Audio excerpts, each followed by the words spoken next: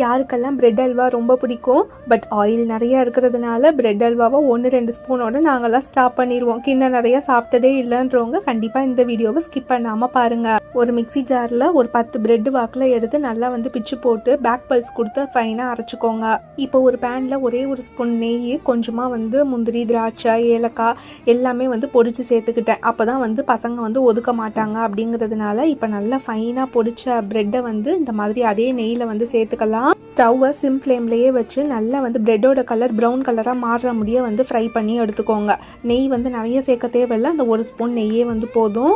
நான் 10 பிரெட்டுக்கு 1 கிளாஸ் நிறைய சர்க்கரை சேர்த்துருக்கேன், 2 கிளாஸ் நிறைய தண்ணி சேர்த்துருக்கேன். இல்லாட்டி பிரெட்டு முங்குற அளவுக்கு தண்ணி சேர்த்துக்கோங்க. ரவுண்ட் ஷேப்பில் நல்லா கிளறி விட்டு அடுப்பை சிம்லேயே வச்சு ஒரு 10 மினிட்ஸ் வெயிட் பண்ணால் சூப்பரான பிரெட் அல்வா, அதுவும் ஆயிலே இல்லாமல் ஒரு கிண்ணம் நிறையா வச்சு சாப்பிட்ற அளவு ரெடி ஆகிடும். ட்ரை பண்ணி பாருங்கள். நாளைக்கு ஹாப்பியாக மீட் பண்ணலாம்.